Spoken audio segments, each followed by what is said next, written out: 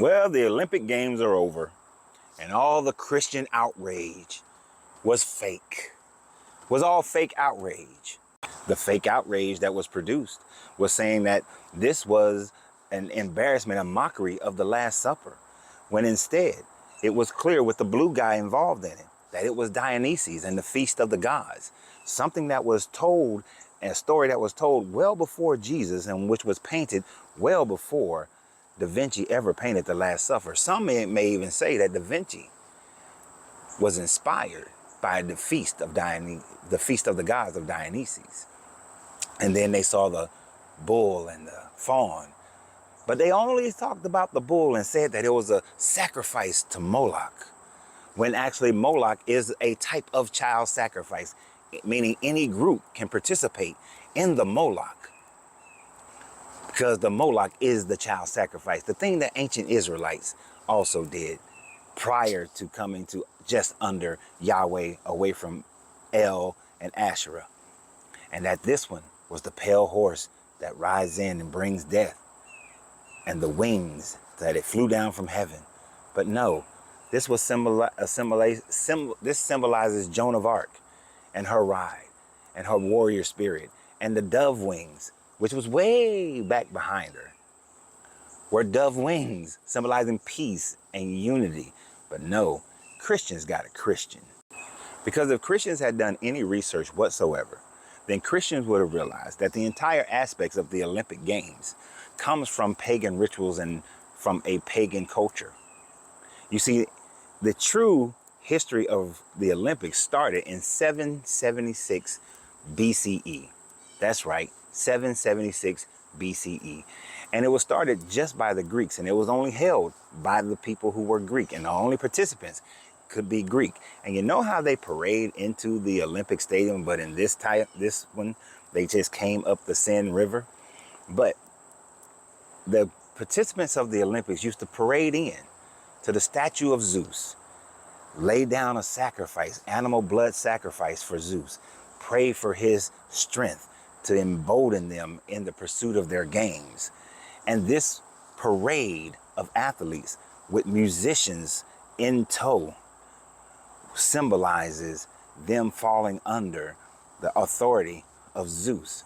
So the athletes who participate in the Olympics are falling under the authority of Zeus. Now, it's very interesting because married women were not allowed to be at the Olympics, yet many married women were at the Olympics, because unmarried women were brought in, and most of them were temple prostitutes, and they provided sexual flavors for the upper class, which is why if an upper class woman was to come to the Olympics, she had to be escorted in and have guard to ensure that no one takes advantage of her, because these temple prostitutes were the heteras, who were the temple prostitute for Aphrodite.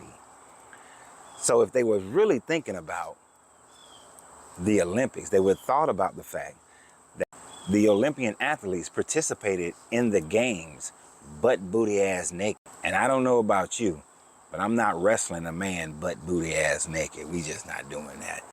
Now, the Olympic Games lasted until Greece was conquered by the Romans.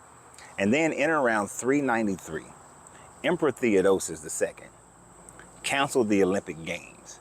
So for almost 1,000 years, the Olympic Games were held in Greece.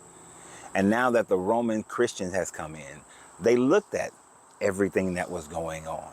They looked at how the Olympic Games started, the origin of the Olympic Games, and realized that they were of a pagan cult. And so they outlawed the Olympics. And the Olympics lay dormant until an earthquake in 1776 unearthed the remnants of the Olympics. Now, this was found by Richard Chandler, a British archaeologist, in 1776. And in realizing that these Olympic Games had been happening in 1776. And the reason why I keep saying 1776, because, you know, if this was something for Christianity and if it started in 776 and then here it is 1776, 2,000 years later, you would place some type of divine will upon it. But there is no divine will unless there is the divine will of Zeus at play here. And someone can easily make that same point that a Christian would make and say the divine will of Zeus said that the democracy and freedom that the Greeks created 776, a time frame where they came together, and if they were at war, they called a truce to compete with one another. And 2,000 years later, it was rediscovered. It happened to be rediscovered the same year that America declared its independence from a monarchy and went to democracy, just as the Greeks. Y'all know that plays. But it still wasn't until Baron, and I'm going to say the name wrong, but it is Coubertin, reestablished the games in 1896 that then began the first Olympiad in modern times to be held in Athens, Greece. Originally, he wanted it to be held in Paris, but he couldn't get the support in 1893 to have the 1894 games, but he was able to do it in 1896. Now, here's an interesting thing. If the Olympics are supposed to be a disgrace of paganism, that the modern day religions, especially the Abrahamic religions, shun away from, know that they are commanded by their God, especially throughout the Old Testament, to not participate in anything dealing with pagan deities. The covenant at Horeb was because the Israelite men got that good pum-pum from the Moabite women and started worshiping their gods. So in the same way, in the Brazil Rio Olympics and the Tokyo Olympics, they marched around the stadium. In the same way that in ancient times, they came and marched in to the music and came in to pay homage to Zeus and make sacrifice. But the Rio Olympics and the Tokyo Olympics has been the most watched televised event in world history.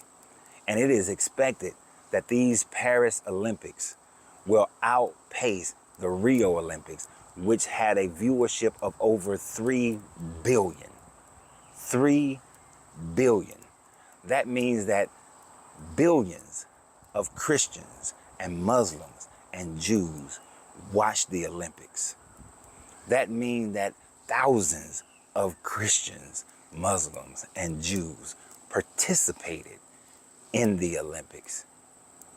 If people were truly outraged, the athletes would not have participated.